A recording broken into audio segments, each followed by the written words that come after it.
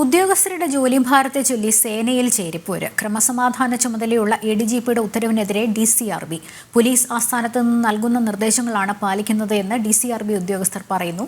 അനാവശ്യ പെർഫോമുകൾ അയച്ച് സ്റ്റേഷനുകളിൽ ജോലിഭാരം വർദ്ധിപ്പിക്കരുത് എന്നായിരുന്നു ADGPയുടെ ഉത്തരവ്. സംസ്ഥാന പോലീസിൽ ആത്മഹത്യകളും സ്വയം വിരമിക്കലും മുൻപെങ്ങുമില്ലാത്ത രീതിയിൽ വർദ്ധിച്ച സംഭവം ജനം ടിവിയാണ് പുറത്തു കൊണ്ടുവന്നത്.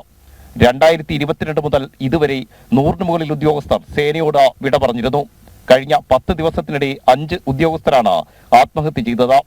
ജനം ടിവി വാർത്തയ്ക്ക് പിന്നാലെ കഴിഞ്ഞ ദിവസം മനുഷ്യാവകാശ കമ്മീഷൻ വിഷയത്തിൽ ഇടപെട്ട് DGPയോട് വിശദീകരണം തേടി. ഇതോടെയാണ് പോലീസിലെ അമിത ജോലിഭാരത്തിന് DCRBകളെ കുറ്റപ്പെടുത്തി ക്രമസമാധാന ചുമതലയുള്ള ADGP രംഗത്ത് വന്നത്.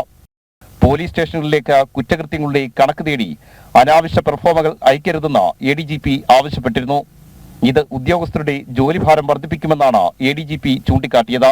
എന്നാൽ DCRB ഉദ്യോഗസ്ഥർ ഇത് തള്ളിക്കളയുന്നു. പോലീസ് ആസ്ഥാനത്ത് നിന്ന് നൽകുന്ന നിർദ്ദേശമാണ് തങ്ങൾ പാലിക്കുന്നതെന്ന് DCRB ഉദ്യോഗസ്ഥരും വാദിക്കുന്നുണ്ട്.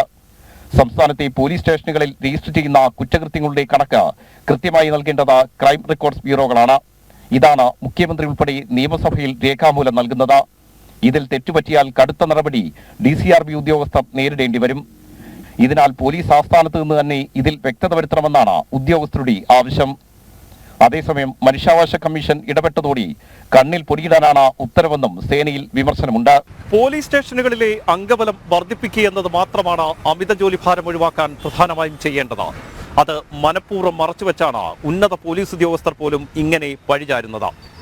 തിരുവനന്തപുരത്ത് നിന്നും R. രാജീവ്, ജനം.